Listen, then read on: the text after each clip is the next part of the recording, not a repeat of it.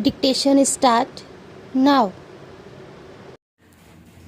Sir, I rise to support the bill brought forward by the Honorable Deputy Minister in the Ministry of Finance. Banking is a service of vital importance to industry, commerce, and agriculture.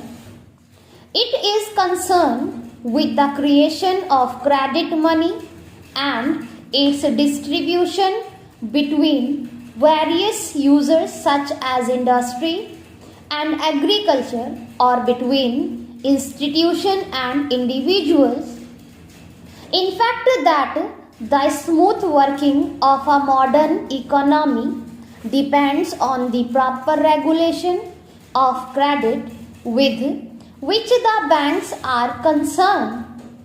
The question, therefore, of recruitment of the personal banking institutions assumes great importance. The Banking Commission has recommended the establishment of such a commission in its report in 1972. In fact, the government have been rather late in bringing forward this very important and necessary piece of legislation. Before nationalization, some of the big commercial banks had made some arrangements of their own for retirement of their staff. The Institute of Bank Management and the Reserve Bank of India, through the Bankers Training College, run some short-term and long-term courses for recruitment and training of bank staff. But these arrangements are not adequate even to meet the requirements for requirement of higher cadres. The largest proportion of banks staff consists of clerk and cashiers. The recruitment policies followed by most of the Indian banks before nationalization were not based on either scientific lines.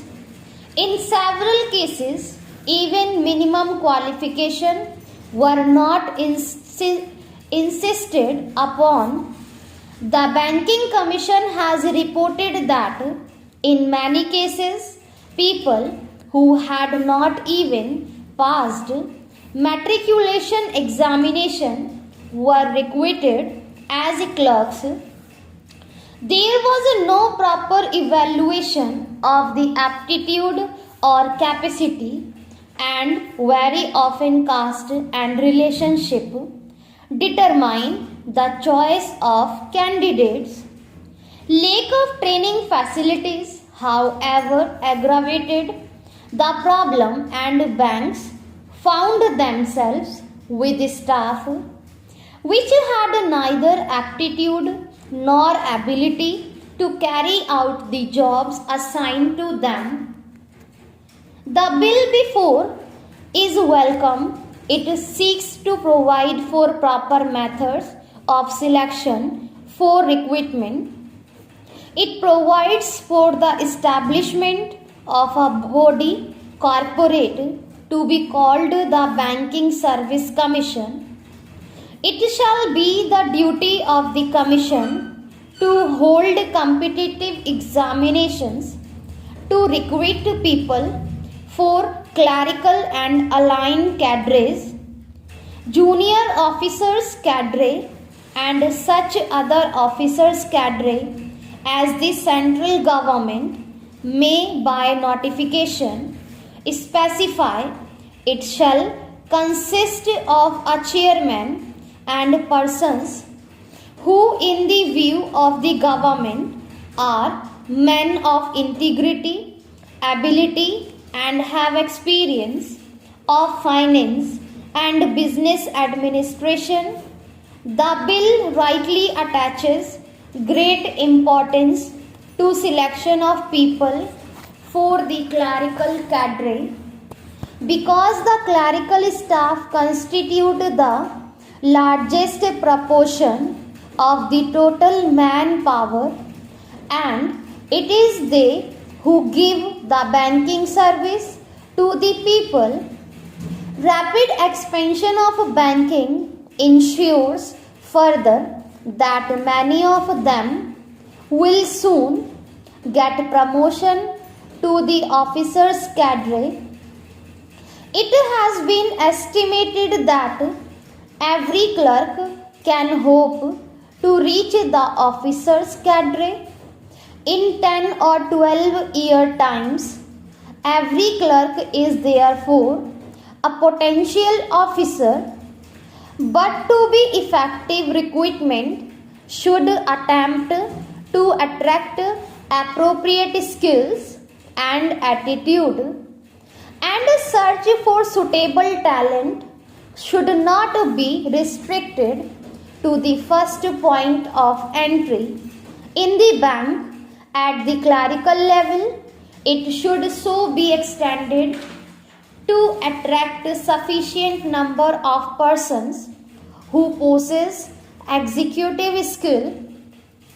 With the functional enlargement of the banks, they require the service of experts such as agricultural scientists and those who are experts in engineering.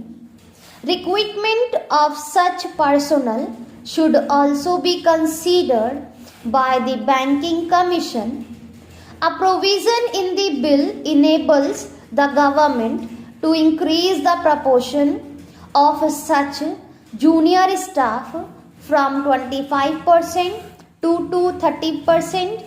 In my view, it is a welcome provision. There is a provision that a certain percentage shall be reserved for scheduled caste and scheduled tribes. This percentage has to be determined according to the general principles and also the requirements of the banks. One provision says that the commission will have certain advisory functions. It is an important provision. We know how in government service very difficult problems of promotion and seniority arise. It is better that they are solved by a third body rather than the superior officers who have sometimes prejudices against people working under them. I hope this provision will be used for that purpose. I will not take any more time of the House by dilating on the details of the bill. I hope the honorable members will accept the basic idea behind the bill. The establishment of a commission on the lines envisaged will impart object and impartiality in the recruitment procedures of the banks by prescribing uniform qualifications and eligibility standards applicable in all public sector banks, and thereby help to tap the right type of persons for the banking industry. Finally, there is a last clause which says that the government may extend the provisions of this bill to other banks if the Banking Service Commission could cover the recruitment of other commercial banks also. So much the better. We will have uniform standards for recruitment of personnel in all the banks.